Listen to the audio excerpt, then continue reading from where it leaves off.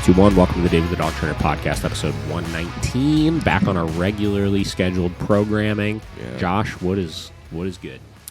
First of all, it feels great that we're back on to our... It feels great to be back. Yeah, once a week, it's just nice. It's like Yeah. what I look forward to sometimes. I know, But, same old. Just been really busy. Living the dream. Living the dream. Getting into summer over here. Yeah, it's so nice. It needs to warm up just a little more, and then we'll be there. Bit. It's a little chilly, but it's nice still. The sun is shining. Awesome. So hopefully everybody enjoyed our podcast last week we did. Today's going to kind of somewhat piggyback off of that. I think we have some more formal dog training topics to kind of talk about today. So last week's episode, obviously we had Kenzie from Brilliant Behavior Canine Academy here. She was shadowing for 5 days. She went home on Saturday. And it was a great time. It was it was our first shadow program of the year we've done. Generally speaking, we don't do a ton of shadow programs.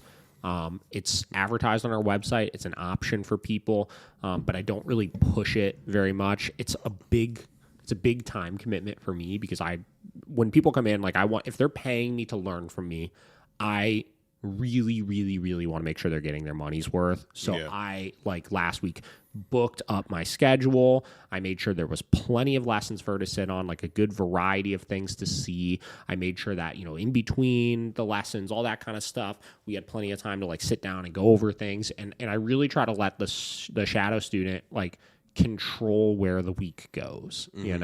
I want to get into what they want to get into, right? Where I know some places that offer shadow programs, they have a curriculum they kind of put the people through, which is fine. Obviously, I think that's great. And I think for somebody that's really, really new, that's a great idea. But generally speaking, if you're going to be going and shadowing with somebody, there's specific things you're looking to get out of it, right? And there's a lot of fine-tuning to your business that you're looking to do. And I remember when I was in that position, I didn't do a lot of shadow programs, but what I did do was a lot of phone consults and stuff. And I had really key things I was looking to get out of those. So I like to keep myself as available for them to go through all of that kind of stuff as best as possible. And obviously you heard her talk a little bit about her experience here. It was really wonderful having her in. It was really fun to work with. And since then, I've been getting a lot more requests for business consults via Zoom. That is something that I offer as well. So if you can't make it down here for a shadow program, what I primarily will do with people is hour-long consults where you could just pick my brain on shit, right? I always tell everybody I don't think that I'm the greatest dog trainer or business owner on the planet, but I've owned a dog training business now for 8 years, which is a pretty substantial time to be self-employed for. I think they say generally most small businesses go under within the first year or 2 years. Yeah, I think is what the thing is. Pretty much. I think we've made it through that, obviously. And I tell everybody I've made every goddamn mistake on the planet. I think just about every one of them. I'm sure there's more that'll pop up, but I've made quite a few mistakes. So, if I could help you combat some of those things and avoid making some of those mistakes and maybe shorten your learning curve a little bit with stuff, I love doing that. So I did one yesterday morning with a trainer that is in Virginia, kind of outside of the D.C. area. It was a great call. We did an hour with him. I got another one scheduled with him for next week. He's in a position where he's been around dogs for a long time. But he has been working as a pet dog trainer because he was in he was doing some, I think shuts and stuff and different sports stuff, personally. But he's been training pet dogs now for 2 to 3 years, and he's working for another company. The company, I believe, is owned by a friend of his, a longtime friend of his and stuff like that. So he's got a little bit more influence and kind of control of things, obviously, which is why he did the business consult, right? I think he's trying to help his buddy kind of grow this company. So, and it's really interesting for me to see as I do these business consults, consistent issues that I see clients and trainers have, right? Okay. So for example, letting people steer the conversation, right? A lot of his questions were centered around how do I get clients to commit more to programs, right? Which I would say is actually, you know what? I'm going to pull something else up here also. Okay. Hang on.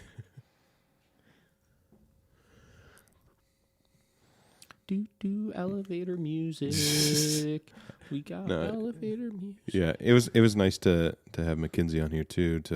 Is it Kinsey or Mackenzie? It's Kenzie. It's Kinsey. I don't know if that's short for Mackenzie or not. But we'll go with Kinsey. But it was nice Kenzie. to have her on here and hear her side of, you know, what she got out of being here for that week. Yeah. So it was really cool to see that the gears turning in her head. Yeah. Of like, oh, that's what I could implement immediately. Like, yeah, and not to like beat the dead horse and keep reiterating these things by any means, but again, like training is kind of training, right? Like when you're looking at teaching a dog skills and things like that, like you could pretty much learn those things from anybody, right? And I would say most trainers out there, even younger trainers, they understand how to train things. They know the philosophies of shaping behaviors and rewarding behaviors and correcting behaviors and stuff like that. But I think a lot of younger trainers don't have the ability to trust their instinct to be critical of the things that they're doing and the things that are being preached in the dog world. Right? Yeah. Which is where what I want people to get away from me when I'm talking to them, when I do this phone consult, when I have shadow students come into town, is to look at the training you're doing, right? And really ask yourself the question of why you're doing some of the things that you're doing. And as Kenzie said, ask yourself, are you doing some of the things you're doing and teaching some of the things you're teaching because they actually are necessary parts of a program, right? And necessary for a client's success? Yeah. Or are you teaching them for the sheer fact that you've been told you need to teach these things to have a trained dog? Yeah. You know what I mean? Yep. I think that's a very, very, very important critical thinking ability that trainers need to be able to develop is looking at that a little bit more. Right? Yeah, 100%. So anyway, so kind of goes hand in hand with, Sean from The Good Dog made a post this morning, and it's an interesting post, and I don't disagree with it by any means, but I want to kind of talk about it here, right? Okay. So Sean made this post, and it's like a tweet that he screen grabbed and then posted, right? And it says, the 3 most common reasons trainers list as to why they're frustrated or dislike their jobs, right? So, and I think this came from, I believe there might have been like a force-free post that said the 3 most common reasons why owners said they had a bad experience with a trainer or something like that. I think this is like a combat to that kind of thing. Whatever. Okay. So here are the 3 reasons, right? So owners are too soft. Owners are too selfish. Owners are too lazy. And then he said, now owners can be angry with this list, or they could see it as inside information to unlock success, right? Now, I don't disagree fully with this, right? But again, another getting back to skills that I think younger dog trainers need to develop is taking this kind of information. Like this may be things that trainers list as to why they're frustrated with their clients, obviously. Yeah. But let's look at them and say, how do I meet the client halfway with these things? Because yes, I think in some cases, a key to success for some people is they need to be harder on their dog, right? Some people are too soft on their dog, obviously, right? I think that sometimes owners want things that are unrealistic out of their dog, right? Or they want to do things with their dog that is unrealistic and just frankly doesn't provide any value to their dog. Like a lot of the, taking really fearful or reactive or aggressive dogs to like really populated public places and patios and wanting to go to parties with them and this and that, right? That kind of comes from, we could call it a selfish place, right? Because we could look at it and say, our dog doesn't like that. Why would I take them somewhere that they don't like going to if I don't absolutely need to take them there? But we want them to be able to go there, right? And then the owners are too lazy side of things, right? Again, I think sometimes there can be a degree of owners want a quick fix with things, right? I've 100%. Run into client after client. I'll give you an example, right? I have a client that I've worked with a little bit here that has had some issues with her dog chasing her cats in her house, right? And she's having a really hard time getting it under control, right?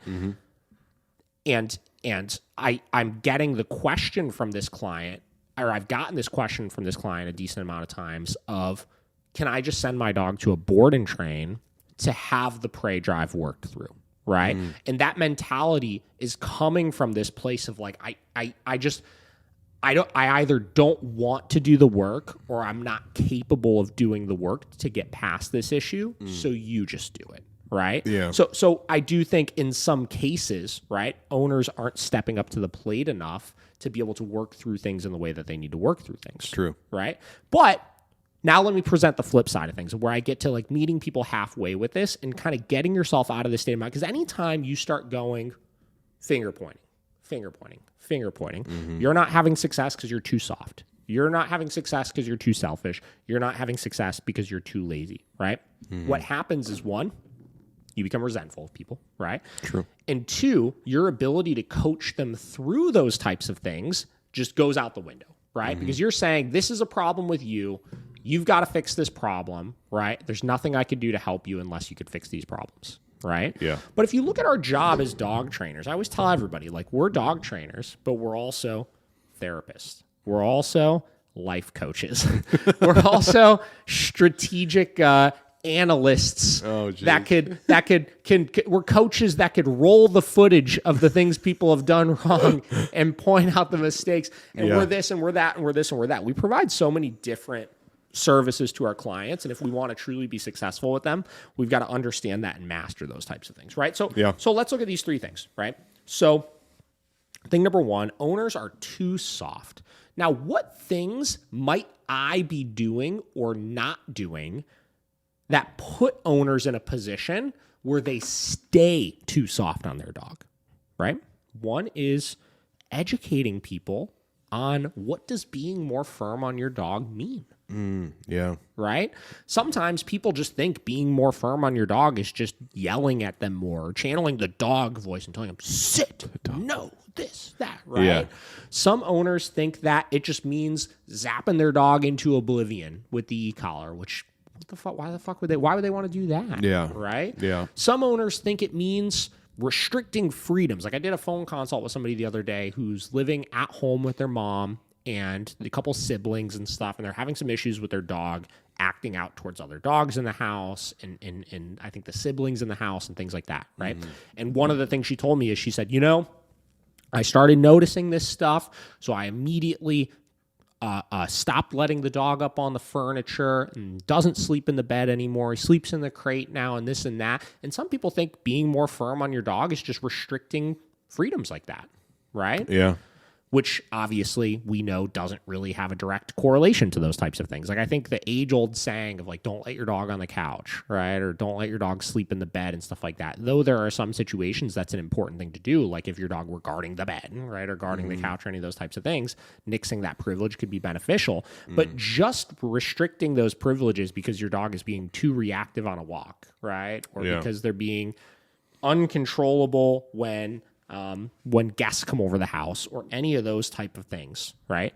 You could run into a situation where people try to do those things all day long and you don't get anywhere with it, right? Yep.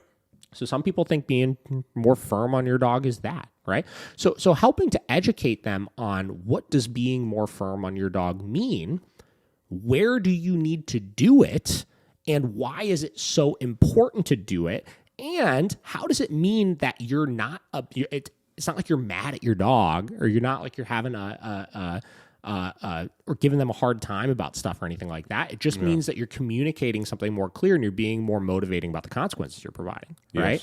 Yes. I'll give you another example, right? So we got a client we're working with recently. It's a small dog, I believe, like a Chihuahua mix Bridget's working with. And the client is a little bit older, and, she's living in, I think, like an apartment or a condo or something like that. And the dog is basically putting her in a position where she's going to get kicked out of the apartment, right? Just barking constantly when she leaves the house, really reactive, this, that, right? So Bridget's taking the dog through the training program. She's working through things. They started the e-collar training with the dog. And when they started the e-collar training, the lady's like, and she said this in not a bad way, right? Like, it wasn't like she was like trying to control the program or anything. She's like, is there any way we could do this without using the e-collar, right? In her mind, and Bridget was like, why? She's like, I feel like I'm being mean to the dog if I use one, right? Or this or that, right? Yeah. So understandably, this owner is already a little soft, we could say, right? Yeah. She's soft to the idea of disciplining the dog, right? Now, are there issues that she's having outside of the dog barking incessantly when she leaves the house. Like, yeah, there's miscellaneous things here and there, right? So we tried to meet the owner halfway with this. Bridget asked me, she's like, what should I do about this situation, right? Do I have to use the e-collar, right? Is there a way that I could help this owner? Because she feels bad for the lady. Very nice lady, right? Doesn't really want to use the e-collar. She just wants to not get kicked out of her fucking apartment with her dog. Yeah, 100%. And I said, you know what? Definitely, we can meet this owner halfway. Because if I say, here's the problem. If I say, no, you have to use the e-collar, right? We've got to use the e-collar for your recalls and for your leash walking and for your sits and for your this and for your that. And I basically go from this lady's already hesitant to use the e-collar to we have to use it for everything because that's what people say we should do. Yeah. Right? That's what trainers say we should do as far as that's how we should enforce commands and this and that. That's going to put this lady in a position where she's going to want to really heavily fall back on those old soft ways and not use it long term. Yeah. Right? And then her progress is going to deteriorate over time, right? Additionally, we started talking about it. And in her mind, she needed to be less soft, obviously, but the idea of her being the one that's doing it, that's correcting the dog, right, makes her feel bad. And yes, these are emotional hurdles that we want to help the owner work through. But again, I always tell everybody, I tell trainers, I tell everybody, be critical of your work and really ask yourself the question, right? That question would be so easy to say, yes, you have to use the e-collar. Right? But we asked ourselves, we're like, do we? Is there a way we could solve this problem without using the e-collar to help this lady feel more comfortable with the process and still make sure we could provide a high enough degree of training to work through the goals? Right? And I said, you know what? I think there is, right? Now, what's one thing that we could do right off the rip, right? We could stop the barking to make sure that she doesn't get kicked out of the apartment. And what's one thing that we could do that doesn't involve using the actual e-collar and doesn't involve the lady actually being the one that's correcting the dog for stuff? We can get a fucking bark collar. And we could just put a bark collar on the dog when she leaves the house. Yeah. And because the bark collar is only happening for the one thing this lady really, really cares about, which is the dog barking. And she knows, I really don't want to have to correct this dog, but this has to stop. Yeah. Right? That is the pain point. That is the single thing she hired us for. And we're positioning ourselves where we could use the bark collar and have it be automatic so she doesn't have to be the one that's actually going in and correcting the dog. Yeah. That is going to help this lady be confident that she could help this dog. She could work past this issue. She could feel confident in knowing she's not going to get kicked out of her apartment. Yeah. And furthermore, we educate her on, because a bark collar is 100% consistent of correcting the dog every time they bark, after one day of using it, just putting the bark collar on the dog alone will stop the dog from barking because they know anytime they've ever done it, they've gotten corrected for it, which actually in some cases is more beneficial than the e-collar. Yeah. Right? And then I asked Bridget, or I think actually we were in our trainers meeting, was that I think Michelle asked Bridget, actually. She's like, do you think you could help this lady with all the rest of her training without the e-collar? She's like, yeah, I think I can. It's a Chihuahua. Yeah. Right? Like, come on. I mean, like, it's like Bridget's the Chihuahua whisperer, first of all. Tiny right? dog. And training tiny dogs. And second off, right, like the dog doesn't have major issues outside of that, right? It needs some structure. It needs some rules and stuff like that, but we don't need the e-collar in order to provide that. Now, listen, I caveat all of this with we can't allow clients to control everything we do, obviously. But what is our goal in the training process when people hire us for training? It's to help them solve the problem they hired us for, right? That solution solves the problem that they're hiring us for. And I'm not needing to bend over backwards in order to solve that problem. I'm not doing something that's going to be the most effective option because the client is saying they don't want to do it. I'm doing something that is going to be one of the easiest methods in order to solve that problem and catering to the soft mentality and helping the owner to be able to understand how this is going to help them and help them be firmer in the area where they need to be firmer. Yeah. Right? So that's thing number one. Yeah. And you're helping them out instead of just trying to, like mold their expectations and their wants into this stiff, program or whatever. You're working with them to get, like you said, the exact problem they're having, fixed immediately. Yeah. I think that's the big thing. The big takeaway, from the last two podcasts that we've done is just like, you gotta sometimes you just gotta Just listening more to people. Yeah, you gotta listen to them. Yeah, and don't fitting them into a box is just generally speaking always going to be a bad idea. Yeah. So let's move on to the next one. Owners are too selfish. Right? Again, like we talked about, I don't disagree with any of these things. None of this is like Sean is wrong by any means. Yeah. I'm just trying to provide kind of caveats and further information to help take this information and really run with it. And this post is like he's talking to the owner. He's saying, listen, these are things that are going on with you, and you should work on these things yourself, which I agree with, right? But now what I'm doing is I'm taking that and I'm talking to the trainers, and I'm saying, owners need to work on that stuff, but we need to also work on helping them be successful in working on those things, right? Yeah. So the being too selfish thing, like I talked about, what's one of the most common places that we see this, right? Is in owners, keep in mind, owners do this subconsciously. Even though it's coming from a selfish place, they're not always 100% conscious of them doing it. Yeah. It's having things happen to their dog or trying to fit their dog into this box of something that the dog is not good with, right? So I'm gonna read a comment that I got, or a message I got. We're going all over the place today. A message I got today, right, from somebody that kind of talks about this. Right, here we go. Where is it? Here it is. So this girl, Al, messaged me last night. Okay. And she said, hi, do you guys have any videos or resources on stranger reactivity and greeting issues? Our 1-year-old rescue has some anxieties, but it's never been unmanageable. But recently he started barking and lunging at new people or people on walks who say hello. Okay. Now, again, I'm reading between the lines here, right? I replied back to this person, obviously, but I don't know all the details of their dog or anything like that. But generally speaking, when I hear that, here is what that means, right? What that means is they have an anxious dog, right? Because the world has told them that when they have an anxious or fearful dog, they need to have that dog better socialized. Generally speaking, over the years as they have these dogs, they try to socialize the dog repeatedly on the walk and have people come up to them and pet them and have the dog go up and sniff people and this and that, right? And the dog doesn't want that, right? And every time it happens, the dog is seeing us put them into this position, having something scary happen to them, and seeing us not handle that scary thing. So they're learning that reactivity works in making those people go away, right? Now, again, there's a lot of variables to this, but the number one thing people need to just start doing when they have reactive or aggressive dogs is just understanding that your dog is telling you they don't want to interact with people or dogs. Yeah. Right? And our mind goes to, when we see that, not our dog doesn't want to interact with people or dogs, so let's stop trying to force them to do so.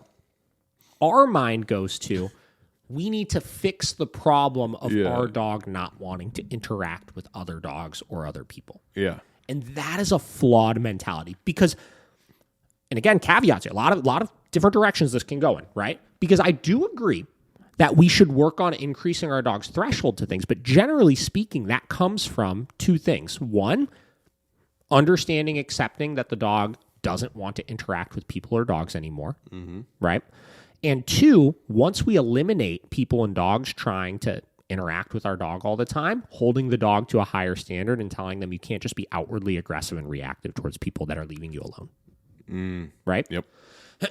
And again, being mindful of the situations your dog, like if going to a really crowded, busy park is a lot for your dog and they get stressed out in it, again, sometimes it's good to push them through some of those types of things, but sometimes if you just accept that your dog doesn't like that, and if you want to go have a beach day, you just leave your dog at home, just understand that your dog is so much happier when you leave them at home, right? So the selfish side of things, right? It's helping people. What we can do as trainers is we can help educate them on that better, right? Because I've almost never run into a situation where when I've really explained to people that your dog doesn't like this, right? You're unintentionally forcing your dog into situations they don't like, which is causing your dog to lose trust in you, which is causing them to handle scary things on their own in aggressive or reactive manners. And it's because you're trying to force them to be something that you're not.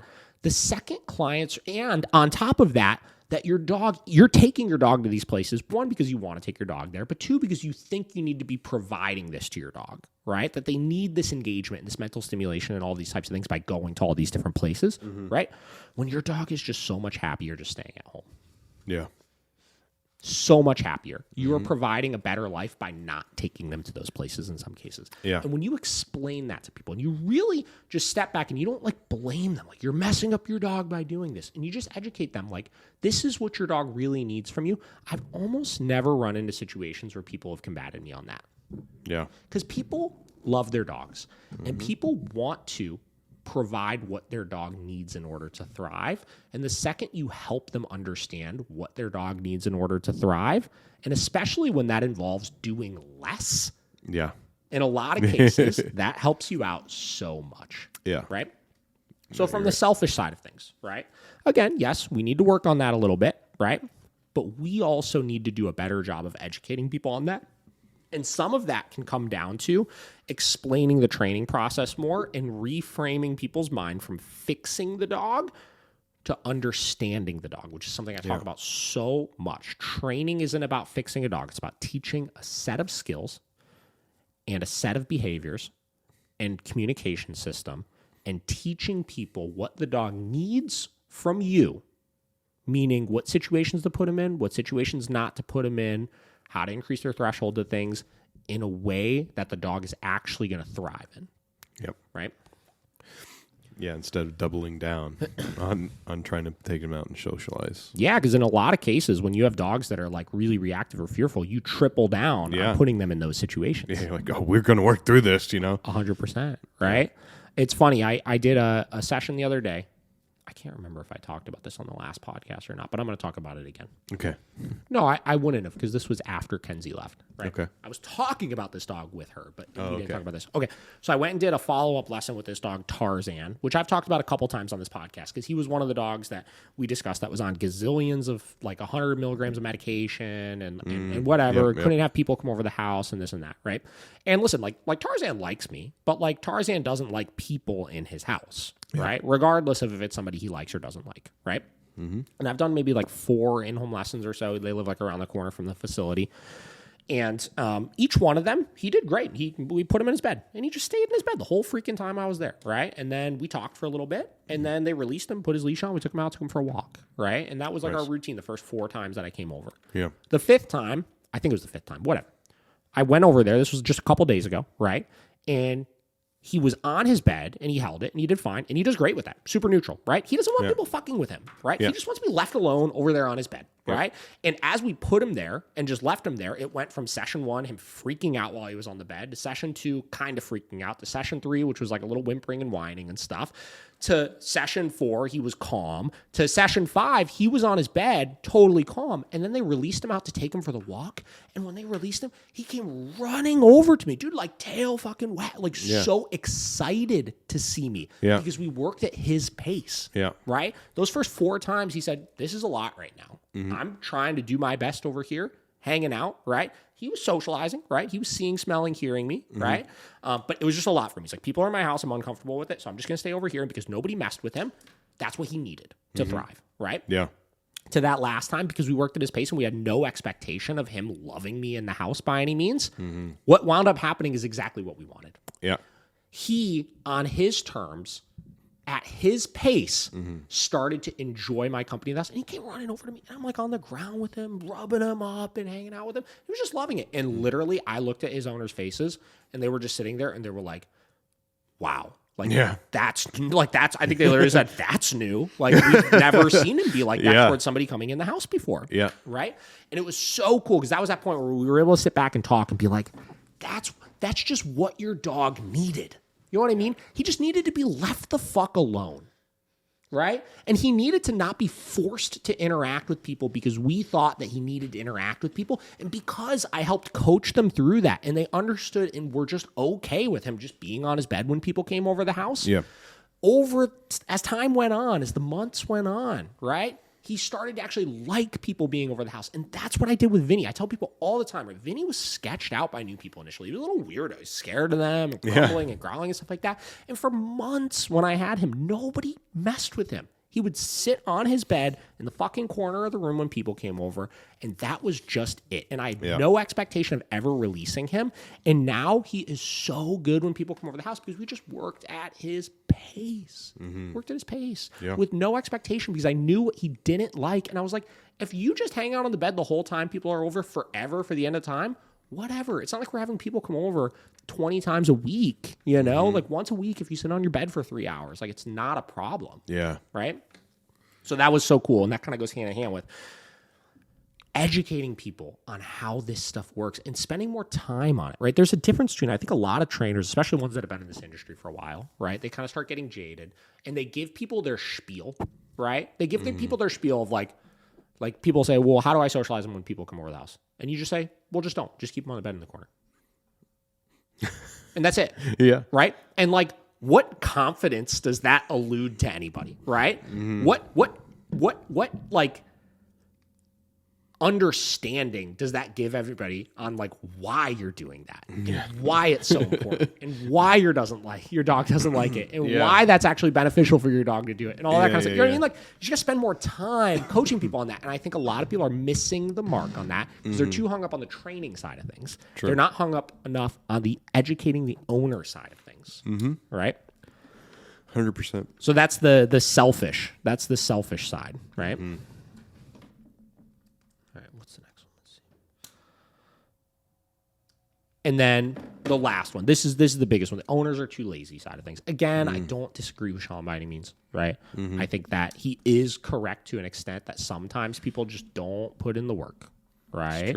People look for the quick fix, right? And et cetera, et cetera, et cetera, right? Yep.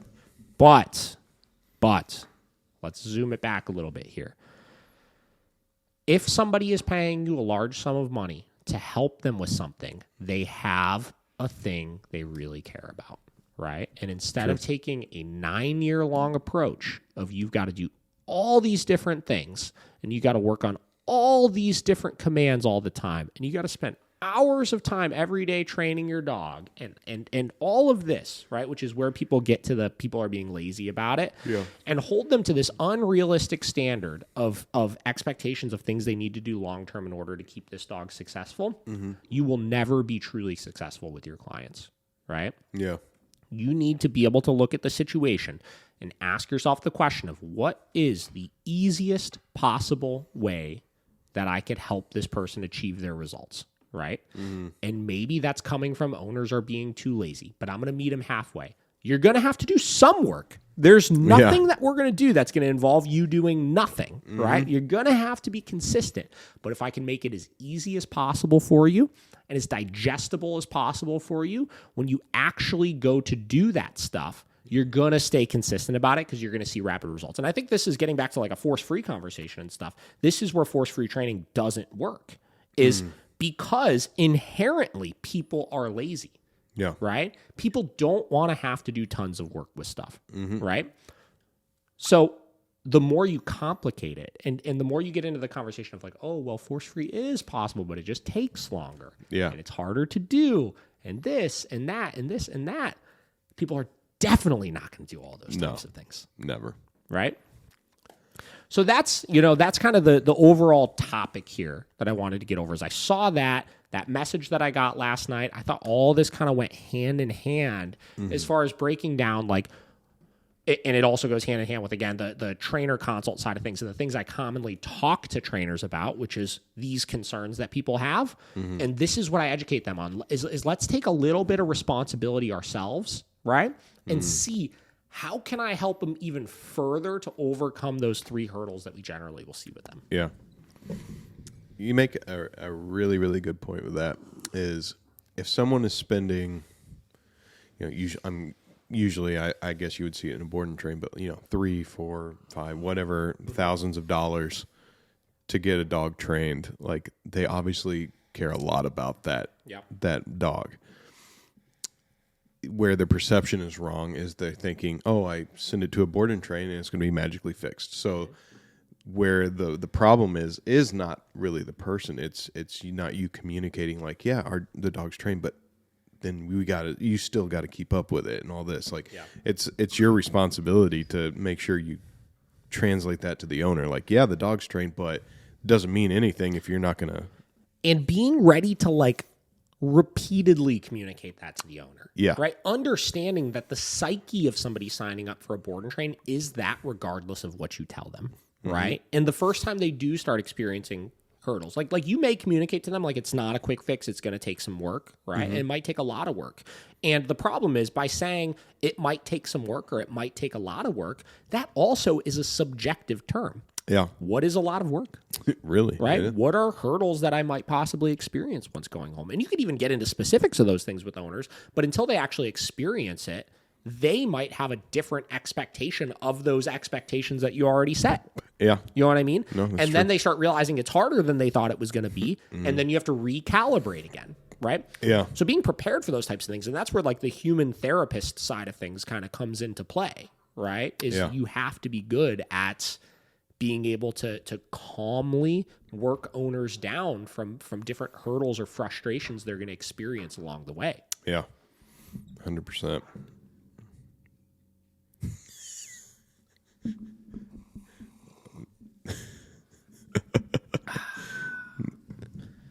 So it's an interesting topic, right? Yeah. And you know, the consult I did the other day, right? Like we were breaking down, because he had very similar concerns, I would say, which is my clients don't come in for their follow-up lessons post board and train, and my clients are hesitant on using training tools, and you know, all these different types of things that we were able to kind of break down. And it's just the way that they're structuring things out currently. Like they have board and train structure right now, where, you know, I have my notes up from the consult, where they're doing a 5-day board and train, a 10-day board and train, a 15-day board and train, and they just started offering a 20-day board and train, right? And the problem is, you don't, like as a trainer, you don't have a whole lot of wiggle room in helping to get more committed clients that are going to receive that information that you're providing them when you're doing such like short programs. Because the nature of a 5-day board and train program is this is going to be very, very appealing to everybody, and it's going to be at a price point where pretty much anybody can take advantage of it.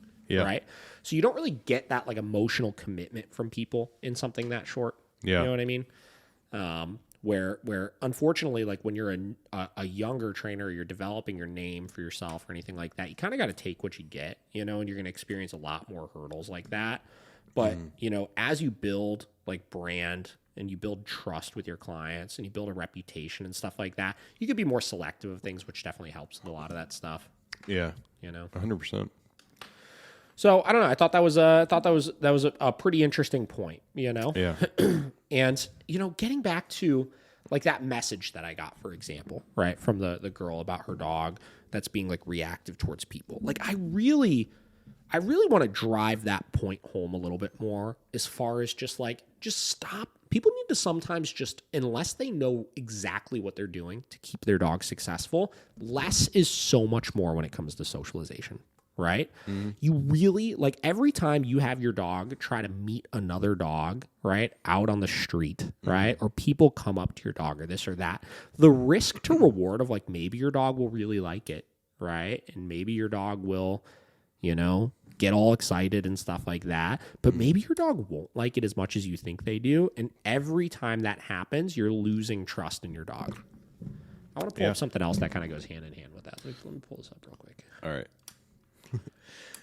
You know, what I just keep thinking about too is, you know, back in before Miracle days, like being at the East Side, and you know, all these dogs that would come in for socialization or doggy daycare, whatever, and they would just be shut down every day. They would just be in the corner, whimpering, hiding, and it was like obvious. And I remember you guys would tell people, hey, like your dog's not really liking it. Well, he'll start liking it. And it was just always like, it'll be fine. It'll be, you know, it's like, but the dog's obviously not having a good time. Yeah. You know, because that large group format is just not productive, Yeah. you know, and that's why we stopped doing it. It's because a lot of dogs would do great, others wouldn't, you know, Yeah. and we switched to like our daycare structure now. Like we had a lot of old clients like give us some flack over it because we went from having a like 7 to 7 doggy daycare, 12 hours a day, drop your dog off. They're going to be out the entire time. Yep. Right. We went from that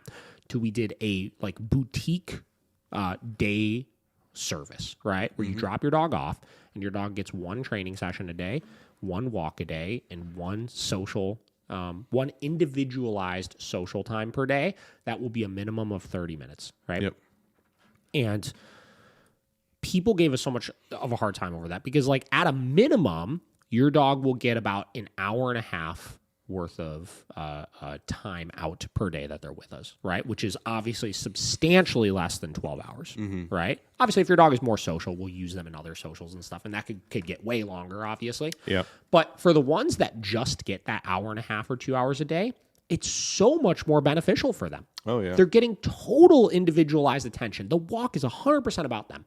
The training time is 100% about them. And the socialization, right? All those dogs that would come to daycare before or have gone to other daycares and just kind of shut down and don't do anything because it's overwhelming for them, we're picking dogs that are perfect for that dog. We're saying, all right, this dog's a little shy and needs to be poked out of its shell a little bit. So let's pick 2 dogs that are a little bit more rambunctious and totally friendly that'll kind of help ease this dog out of their shell, right? And every dog that comes to us now for socialization thrives in their individual social. They have so much fun in it because we're catering it around them. And even though they're out less, again, less is more, right? Yeah. Like the shorter socials that they're getting now are so much more productive and the dogs are enjoying it so much more, right?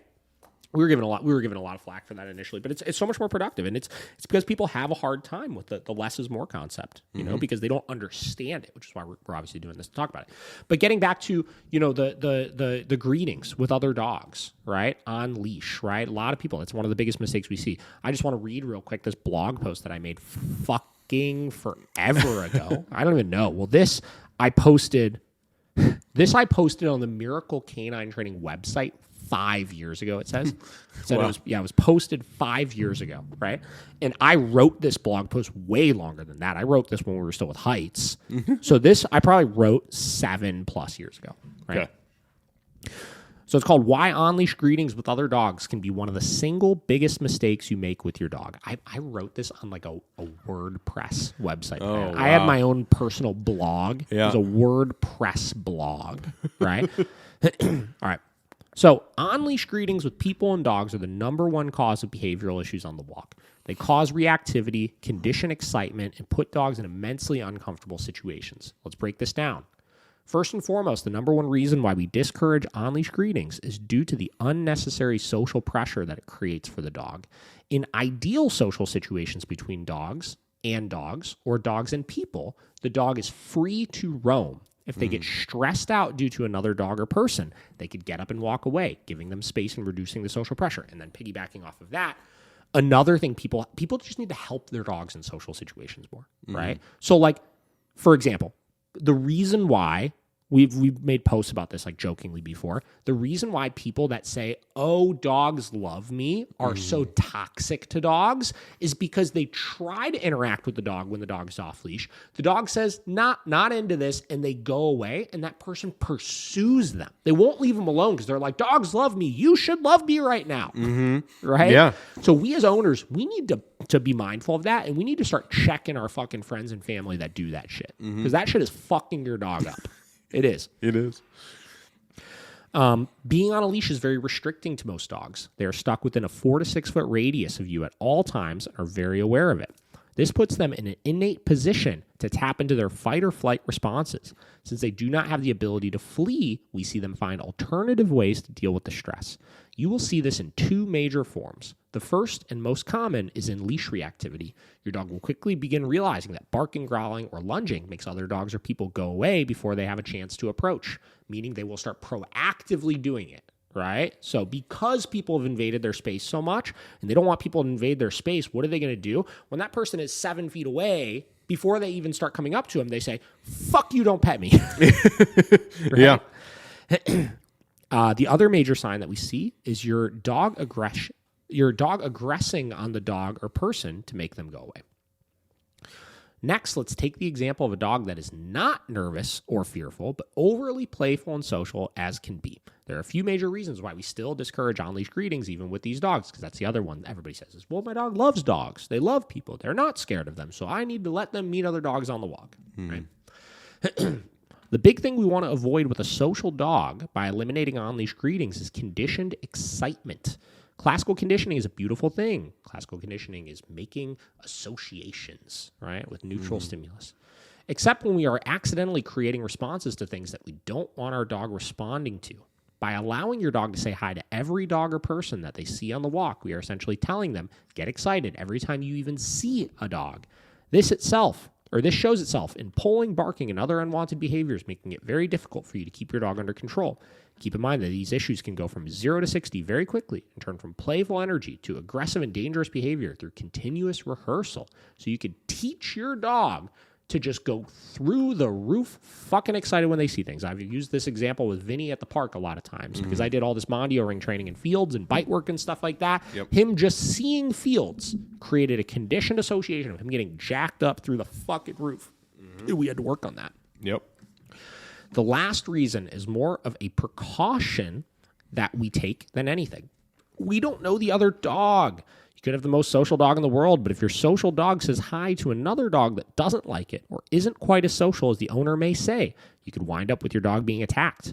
And that in itself will cause a whole other slew of unwanted side effects.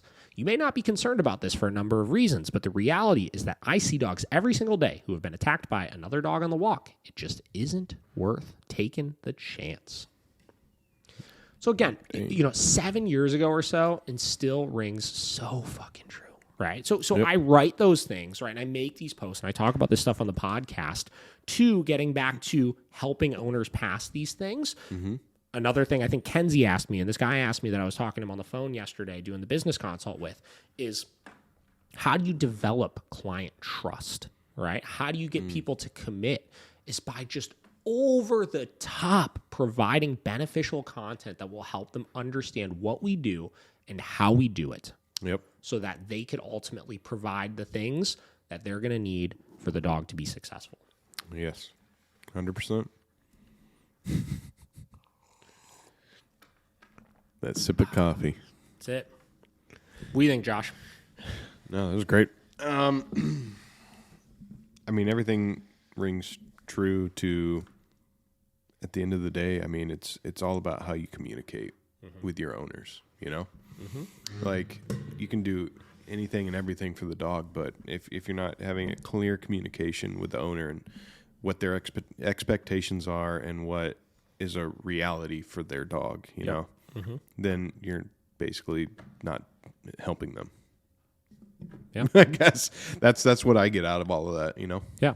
You got to help your clients more, right? And you got to understand the issues that they're going to have, right? Yeah. If we could reverse engineer these issues and figure out why is the client like that, right? That's what a lot of like successful life coaches and stuff and therapists are able to do is they take the issue that their client is experiencing, right? The hurdle that they're not able to get past, and they reverse engineer and try to just dig back to like, why are you this way, right? In Cesar Millan's newest show, like Better Human, Better Dog, and I think they did this in a little bit of a tacky way in it, but every single episode, they fit in a segment of why the dog, or sorry, why the owner had certain hurdles they couldn't get past. Like, what that like an owner, there was one episode where like an owner, like he put her rambunctious lab on a leash, right? And the lady started crying because she said, it makes me so sad to see my dog leashed in the house like that, or something along those lines. Oh, Lord. It was ridiculous. Like, he literally just put a leash on the dog. He didn't even do anything. Right? Yeah. And she started crying from it. So they had this like long sit down where he's like, why does that make you feel like that? Right? And they got to the bottom of, during COVID, she, got really sad and depressed because she was in the house all by herself and she was feeling suicidal, and the dog was there to help her prevent her from killing herself, basically. Right. And every single one of these episodes had some sort of big thing like that. Yeah. Like there's a hurdle, and then they sat down and they talked about why do you have this hurdle, and they reverse engineered it. Right. So once they had that information, they were able to solve that problem, though, and help her understand how to overcome that so she could be better for her dog. Yeah. right? 100%. So again, in the show, it was done in a tacky way, but we need to do those things with our clients ourselves, right? Where we could help them to overcome those things so they're not selfish, right? Why are you being this? If I educate a client on all those things that they need to do and why it's so important, and I really thoroughly explain it, and they're still like, I just feel like I need to take my dog to this park or whatever, right? Or this patio or something like that. Then we have a deeper conversation that it's our job to have of why do you feel that way? Really? You know? And there are some clients I've had where I've really needed to like sit down and be like, guys, like what's going on? You know, like why are you having such a hard time, you know, not doing this, right? Or doing this or whatever it may be, right? And we really, you know, if you've done a good job of helping your client feel safe in those lessons, you could get people to really open up to you about things, right? Like I've been told some crazy shit in lessons before from people, you know, like personal things that they probably haven't told very many other people before, you know? And that information sometimes is critical for helping them to really get past stuff. You know, so I just want people to dig deeper, you know, dig deeper and help them more, right? Don't just look at it like you're lazy, you're selfish, you're too soft, right? Like really figure out why, you know, and just challenge yourself to help them more. And again, it's not going to work always. There's going to be some people that are just lazy, right? There's going to be some people that are just selfish, right? But some of those cases you might just discard, right? Because of that, and just be like, write that person off. You can't be helped, right? Some of them you probably actually can if you dig a little deeper. Yeah. Even if you meet them halfway, like you said, you know, if we can come to some common ground that can help your dog this much to not go off the walls, you know. Yeah, progress over perfection. Yeah, exactly. I like it. Well, that actually worked out great. This is a nice little episode. Yeah, I liked it. So hopefully you guys can digest that information, take it, run with it, and we'll keep plugging away next week. Yep. So we'll see you on the winner. all right, guys. See ya.